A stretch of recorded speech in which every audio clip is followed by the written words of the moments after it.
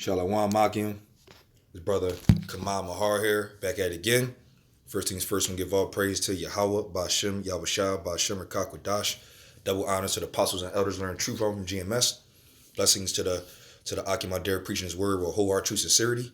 And blessings to the 144,000 and the 1/3, the first fruits kingdom of heaven, the house of David, the Biyaf Davadah. And shalom to you brothers out there speaking in different tongues and looking in different nations. Shalom.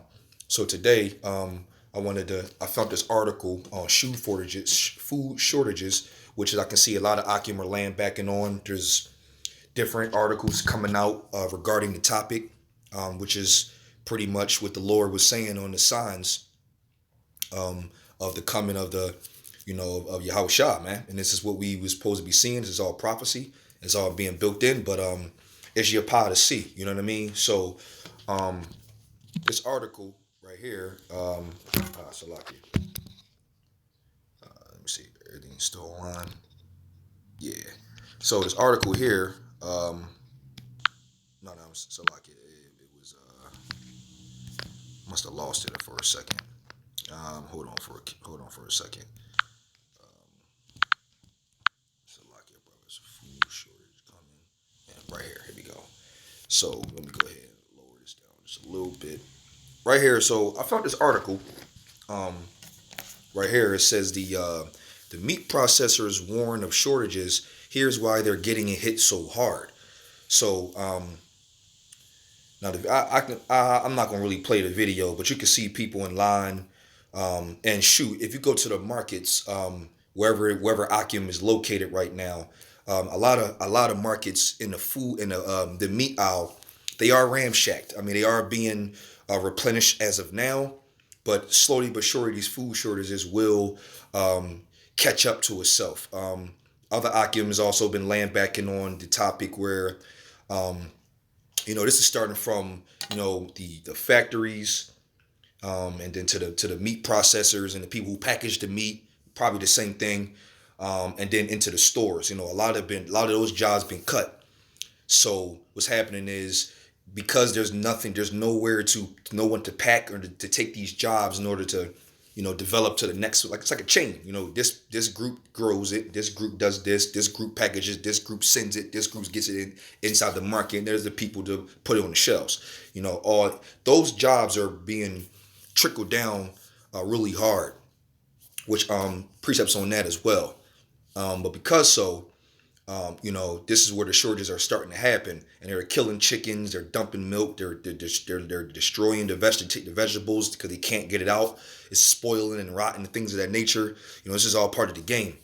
Another thing too, even though the stores are being restored in such of a way, just like 2008's housing market or any type of collapse of any sort of economy, when we're in a very, very beginning stage of the collapse in general, as far as the coronavirus has done, what happens is, in a lot of collapses, the effects show itself a couple months or several months down the line from when it started. So right now, through limitations of the mask, which you can see right there, or people in their in a line, or in some places in the world, even in America, where only a certain amount of people is allowed into the store at one time, you'll see that there's still meat to be bought and they can still repackage it. But then again, the repackaging and restoring on the shelves,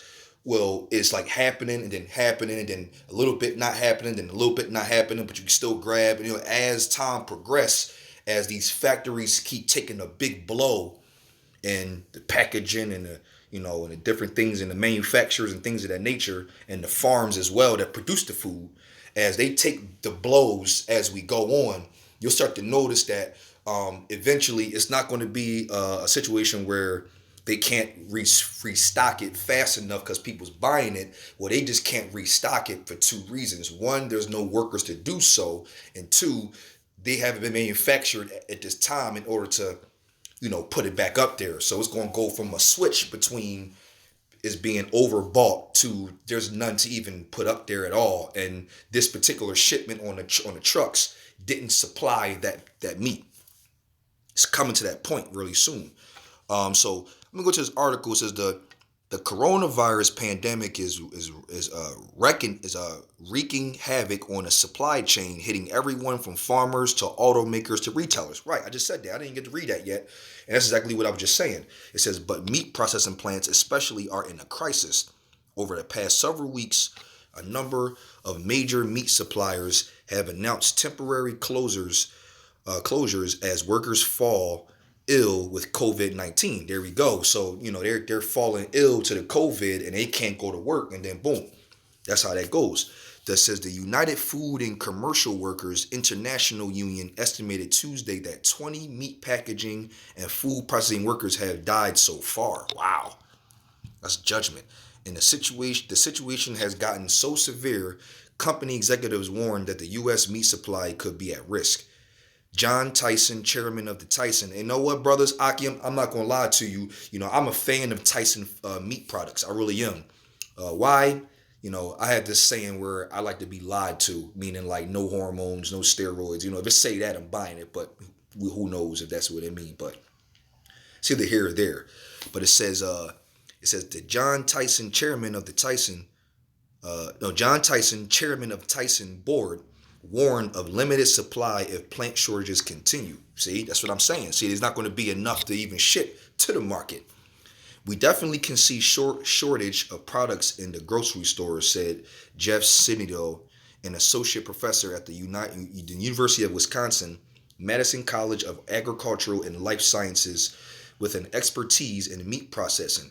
If the larger processing plants continue to shut down or operate with limited capacity, certain products may be unavailable to others, and others could get really expensive, he added. Right. And so a typical I buy meat often. So when you look at it like chicken thighs, they come chicken thighs, chicken legs, turkey necks, wings, ground turkey, ground beef, things of that nature. Even in the pork, in which we don't get down with that, but let's just add that into the meat aspect to it. Those prices for wings are the most, but the thighs and the chicken drumsticks, they can average from about six. It could be about 10 in a pack. They can go on an average of about, depending on the date, and probably a weight aspect to it, but it'd be 10 drumsticks in there, and sometimes 6 drumsticks in a smaller version. The smaller version of the drumsticks can go about, I seen about 325, 328, and then the 10 pack can be like 409, 515, 450 in that range. I grab 2 at a time because I'm I really like chicken. So which a lot of us Akim do. But those prices are pretty normal to me. So I always know $10 can get me 2 packs of chicken. And that's pretty much good. That'll last you 4 days if you really eat about 10 in the thing, 5 for the night, and then cook the other 5, but keep them in stored and got food for tomorrow, and you got another pack. So it's about 4 days of food and meat if you eat it moderately. And then the wings can be about $10 or so. These prices are pretty reasonable as far as what we see on an everyday basis. Now, according to what this is saying, it says that at the very end of this right here, it says certain products may be unavailable and others can get really expensive, he added. So that goes to show if we're looking at $4 or $5 for a 10 pack of drumsticks, no problem would they go to wing price style. So if you get like wings, be like chicken wings are like a delicacy, I guess. So they always like $11, $12 for like, the same carton of like where the drumsticks come, but the wings come in the same size, and the wings are always more expensive. Wings are going to easily go to salmon level. Like I can see a group of wings being like $20, no problem, because it's already like 10 to 12 already. So $20 for one of those racks. The drumsticks will probably replace the wings prices and probably be, so instead of $4, it'll go to $12 to $13 for that thing. I mean, this is not that deep. This is all about supply and demand. So I might read a little bit and get to these scriptures though. It says other food manufacturers which process self-stable goods like cereal or soup have not issued comparable warnings, and their plants seem to be largely operational so far. So why is meat getting hit so hard?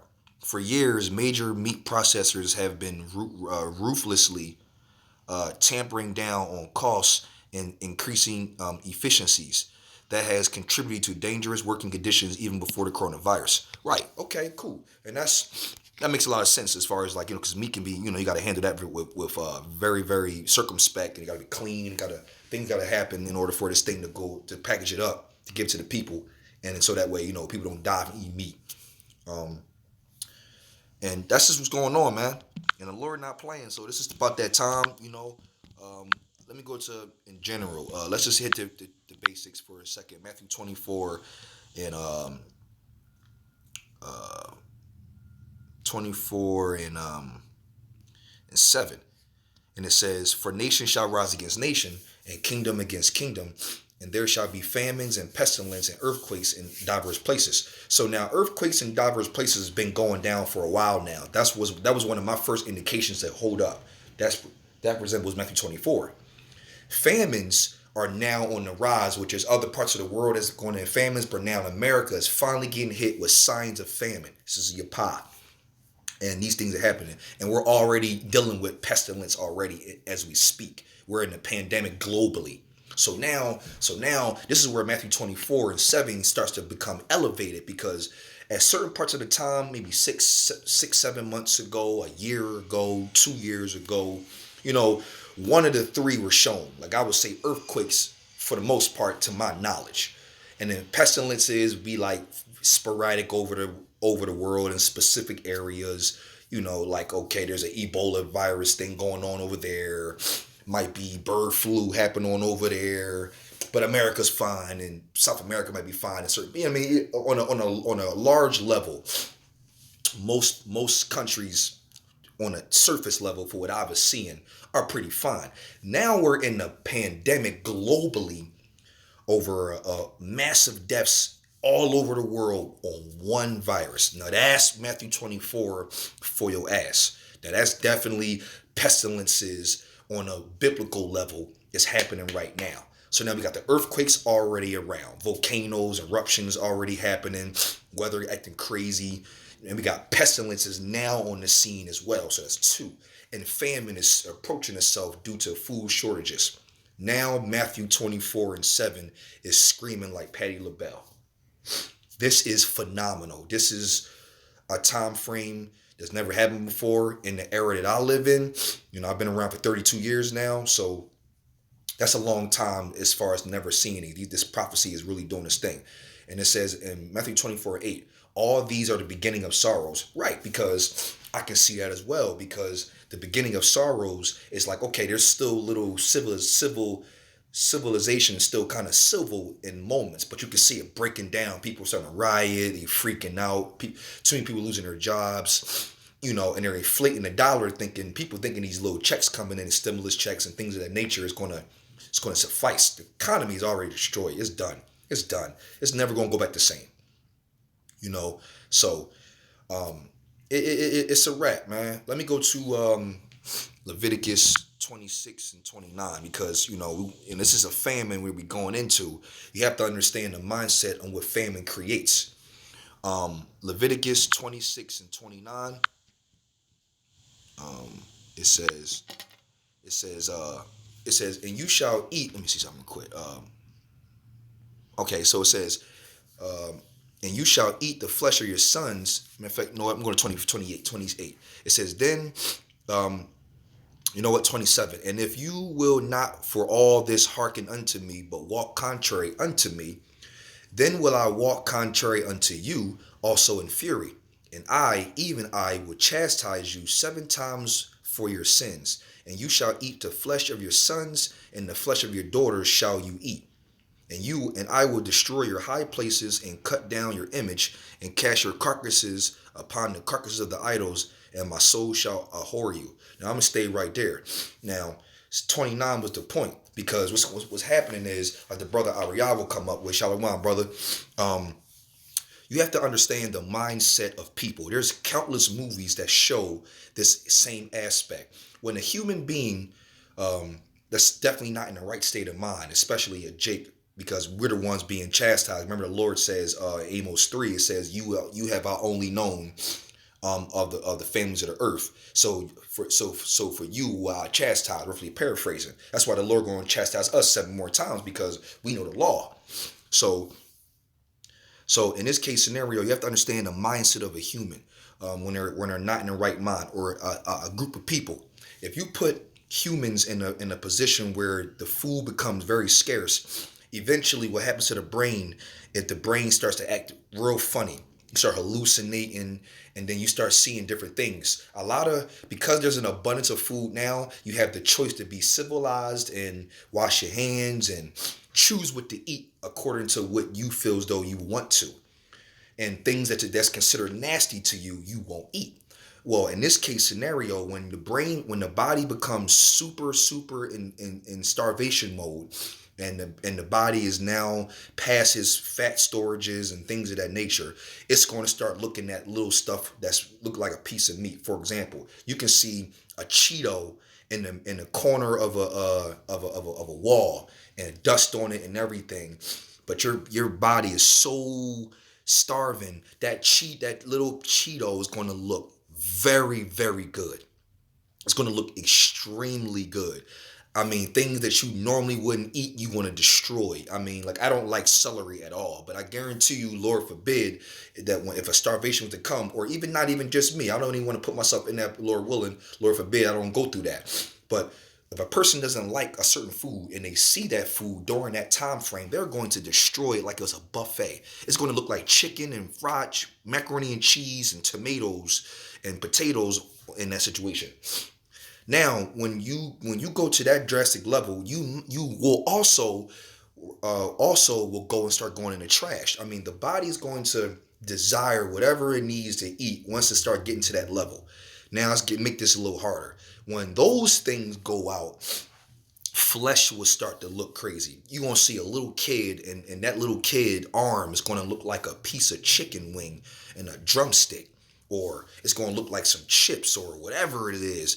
People are going to take that child and they're going to kill the child and break it into pieces and cook the meat and eat it, because that's all they have left or can think about in order to survive, man. And there's movies and countless movies who have went about this. Famine is nothing to play with.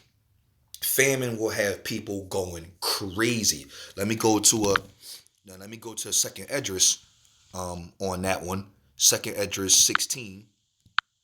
And here the scriptures even tell you. I don't even got to say it myself. Let the scriptures say this. Right here in let me see. Yep. And it shall be said. You know what? Maybe it's in yeah. Okay, so famine is also in 16, but 15 is what I wanted. It says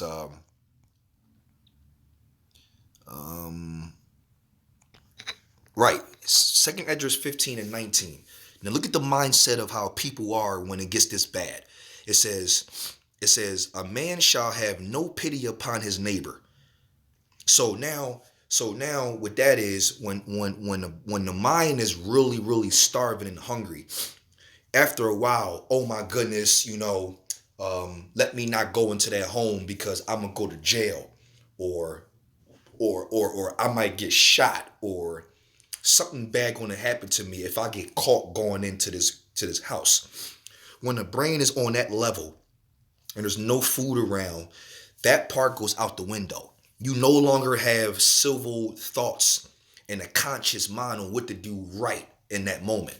And it says, but shall destroy their houses with the sword and spoil their goods because of the lack of bread and for great tribulation. See, when a person is starving, they're going to do whatever it takes to survive.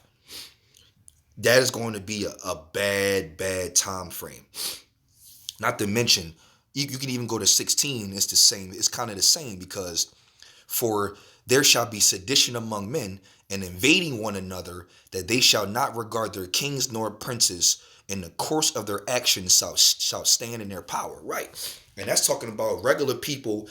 So it's going to be a certain point where the mind loses it, And it's lack of bread, and it's like nothing they can do, and everybody for themselves. Even a cop, a National Guard or Marine, president, I don't care who it is, the chief of police, whatever. None of that's going to matter. They are going to go against that and have no type of fuckery for any of that. It's like, I don't give a fuck about your badge. Give me that food that's in your hand. You can see a cop in the car eating, and the bull gonna come strong arm me by himself or with a gun to his face to go take that piece of cake he had. It's gonna get that bad, man. It's gonna get that bad. Let me go to 2nd Esdras 15 and 58. Whew. It says 57. I'm going to say 57 and 58. It says, thy children shall die of hunger, and thou shalt fall through the sword. Thy city shall be broken down, and all thine shall perish with the sword in the field. Right. It's because you got to remember, it's going to be people dying with a sword and guns in the famine, because you might have some bread and they're going to kill you for the bread. Remember, it says, and they shall not regard their neighbors for lack of bread and tribulation. So whatever they're going through, it's like, yo, I'm going to kill you for that bread. So now that person died by the sword, and then next thing you know, you eat that bread and go another 14 days without food, and then you died. So now that person died by the sword, and you died by the famine. Woo. And it says, they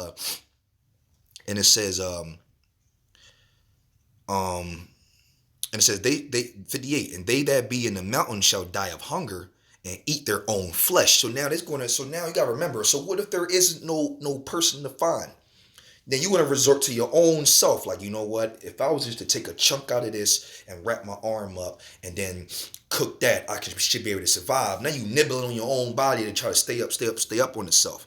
And it says, and drink their own blood for very hunger of bread and thirst of water. Yo, and listen, on a low level, even the men of the Lord know what it feels like to be hungry and to be a little thirsty. You know, I play a lot of sports, so I know exactly what it feels like to be running around and doing different things. And then after a while, I'm like, yo, I'm thirsty as a motherfucker. Like, you know what I'm saying? You dehydrated. And then there's parts of times where, you know, I was like, damn, I'm really, really thirsty. But I had to travel and go certain places in order to get some water or something to drink. And so I had to hold on for a little longer past the threshold of my thirst, that I had to drive somewhere pretty far to just get some water. By the time I got the water, I didn't even wait to go home. I got into the car, or I was drinking it on the way out the store. Like, I was like, yo, I'm hurting. Like, you see what I'm saying? Like, you start tripping after a while. You start freaking out. Not to mention, when it comes to the hunger, you get the hunger headaches, and you get irritable, and you get frustrated. Those are the signs of starvation starting to happen, and those emotions is what make you kill, rob, and eat flesh. Your body can only take but so much, man. You start losing weight, and your body eats its own self. You know, man. Bad times are coming, Akim. Bad times are coming. And if I was to even go in a situation with Ecclesiastes 12, this is another reason why it's going to go that bad. Resources. If you don't have the resources and the job to be able to duplicate this, you're going to act a fool. You're going to go hard. This is my last precept right here for the reason for the food shortages are going down, because of this prophecy that's happened before. It won't happen again. It says, go to 3. In the day when the keepers of the house shall tremble, and the strong men shall bow themselves, and the grinders cease because they are few. There's so many jobs being lost on this level of a topic. You got the manufacturers, you got the people who package it, the farmers who provide the food. Those things are being cut because the grinding is ceasing because they are few. And those that look out the windows be darkened. Right. You know what I mean? So, which means it's darkened out the windows, meaning there's no hope. There's no hope. It's like, damn, like I can't even, I need a job. I need to be able to make some money to get some food. But then again, I don't even know. There's so many jobs being lost. We're living this right now. You know what I'm saying? So, that's just what that is, man. We living through because real rap, these jobs are really darkened for, like, who knows, people can get their jobs back. I mean, they talk about opening the economy, but we're going to go from there. So with that, brothers, I wanted to, it's edifying, man. We are living in these time frames that Matthew 24, Sirach, second Esdras was talking about. We living in them times, brothers. So hold us edifying to the Akim that's out there preaching his word, man. Just feeding the sheep. I'm saying we give all praises to Yahawah, Bahasham, Yahawashi. Yahawah, he is to be, exists. Bahasham in the name. An only begotten Son, the Lord and Savior, Deliverer, Yahawashi, Bahasham in the name. And the Holy Spirit of rawchaa, qadash. Double honors to the apostles and elders learning truth from GMS. And blessing to the Akim out there preaching his word with whole true sincerity. And blessing to the 144,000 and 1/3, the first fruits kingdom of heaven, the house of David, the Biyaf Dawadah. And shalom to you brothers out there as also Israelites that know you Israelites. And, you're speaking in different tongues and looking in different nations. Shalom, Akim.